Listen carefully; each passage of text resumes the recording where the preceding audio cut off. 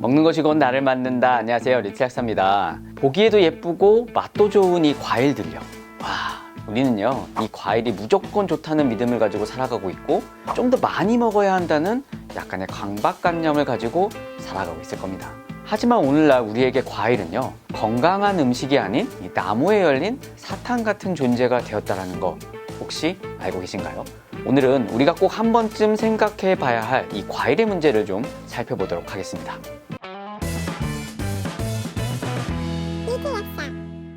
우리에게 이 달달한 즐거움을 선사하는 이 과일의 단맛을 나타내는 것은요 크게 포도당과 과당입니다. 그 비율은요 과일마다 조금씩 다르긴 하지만 예외 없이 과당이라는 것이 들어가 있습니다.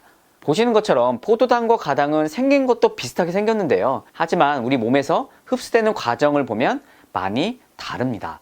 포도당은 인슐린이 필요하지만 과당은 인슐린이 필요 없는 이 GLUT5라는 관문을 통해 흡수되기 때문에 혈당에 영향을 거의 끼치지 않습니다. 보통 먹고 흡수되면 에너지원으로 바로 쓰이거나 저장 형태인 이 지방으로 바뀌어 간이나 복부에 저장되게 됩니다. 왜 조물주는요 이 가을에 그것도 과당이 풍부한 과일을 우리에게 주었을까요? 아마도 가을에 이 과일을 충분히 먹고 또 몸에 충분히 지방으로 잘 저장시켜 겨울을 잘 이겨내라는 선물이었지 않았을까요? 그래서 과거 우리가 자연의 흐름대로 살았을 때는 과일은 분명 몸에 좋은 음식이었을 겁니다. 그런데 현대 음식 문화를 되돌아봅시다. 과일은요 주로 가을에 소비되는 형태가 아니라 365일 언제 어느 때건 먹게 되었습니다. 게다가 우리는요 봄, 여름, 가을, 겨울 모두 이 에너지원이 부족하지 않는 오히려 에너지가 넘치는 시대에 살고 있죠. 만약 포도당이 풍부한 상태에서 과당이 많이 섭취되면 어떻게 될까요? 포도당이 에너지원으로 주로 쓰이기 때문에 남는 과당은 지방으로 또 간과 복부에 쌓이게 됩니다. 이렇게 늘어난 지방은요 인슐린 저항성을 유발해서 비만에 고혈압, 고지혈증, 만성염증성 질환까지 온갖 질병의 위험성을 높이게 됩니다. 또한 혈륜의 과당 수치가 과도해지므로 요산 수치가 올라가 통풍의 위험도 증가하게 되죠. 결국 풍요 속에서 이 달디 단 과일은 축복의 열매가 아닌 불행의 씨앗이 될 수 있는 거죠. 그런데 이 과일의 과당보다 더 문제가 되는 게 있습니다. 콜라, 사이다 등 이 탄산음료에 많이 들어있고 커피에도 넣는 이 액상과당. 이 액상과당은 고과당 옥수수 시럽이라고 부르는데요. 1970년대부터 가격이 비싼 설탕을 대체하기 위해 본격적으로 사용되기 시작했습니다. 값싼 옥수수 가루에 효소를 작용시키고 포도당보다 과당의 비율을 인위적으로 더 높인 거죠. 청량음료에 들어가는 HFCS55는요 55% 과당과 42%의 포도당으로 구성되어 있고요. 시리얼 같은 고형식품에 사용되는 HFCS42는요 42%의 과당과 53%의 포도당으로 구성된 액상과당 형태입니다. 그런데 이 과일의 과당과 액상과당의 과당 무엇이 다를까요?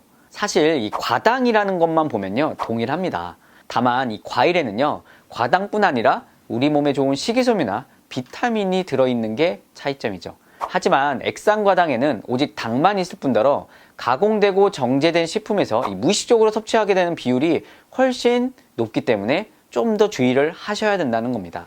다행히 최근 들어 액상과당의 문제점이 점점 알려져서 많은 분들이 조금씩 주의를 하고 계시는데요. 특히 비만이시거나 성인병이 있으신 분들은 항상 식품에 액상과당이 많이 들어있지 않은지 잘 체크해 보셔야 합니다. 액상과당에 대한 이야기, 자 여기 2편에 제가 한번 해드렸으니까요 참고해 보셨으면 좋겠습니다. 과거의 축복이었던 이 과당이 현재의 불행의 씨앗이 되었다라고 해서 우리는 과일을 안 먹어야 되는 걸까요?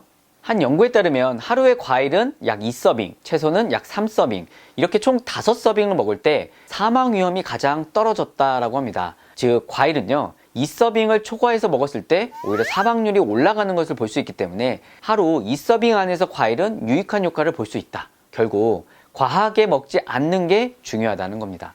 참고로 1서빙은 약 80g 정도에 해당되니까요 2서빙은 약 160g 정도니까 이 과일에 따라 약간 다르긴 하지만요 사과 같은 경우 한 주먹 정도 생각하시면 되겠습니다.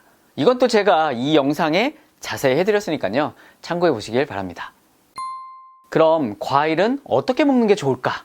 첫 번째, 믹서기나 착즙기보다는 그냥 통째로 먹는 게 가장 좋다고 합니다. 한 연구에 따르면요 과일 주스는 사망률을 낮추는데 도움이 안 됐다라고 하고요. 한 번에 또 많은 양의 당을 먹을 수가 있기 때문에 주의하시는 게 좋겠습니다.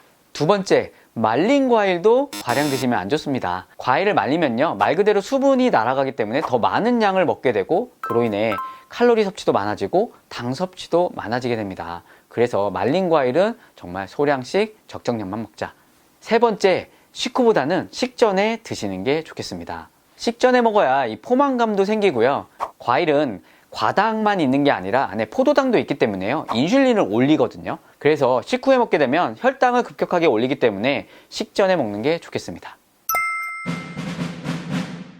자, 과일이 무조건 좋다는 믿음, 더 많이 먹을수록 좋다는 우리들의 오해. 이제는 한 번쯤 생각해 볼 때가 된 것 같습니다. 어떤 식품이든 얼마나 어떻게 먹느냐, 그 밸런스가 중요하지 무조건적으로 좋은 식품이 있는 건 아닌 것 같습니다. 그리고 개인에 따라 한 끼 한 끼의 식습관과 대사 능력, 영양 상태가 다르기 때문에 좋고 나쁨의 기준이 모두 동일하게 적용될 수 없다는 것도 새삼 깨닫게 됩니다. 적절히 먹고 적절히 운동하는 게 우리네 건강의 비결이 아닐까 생각해 봅니다. 못 고치는 병은 없습니다. 못 고치는 습관만 있을 뿐입니다. 구독, 좋아요, 댓글, 알림까지 잊지 마십시오. 지금까지 리틀 약사였습니다. 구독을 원하신다면 있죠. 더 많은 영상들을 보고 싶다면 있죠.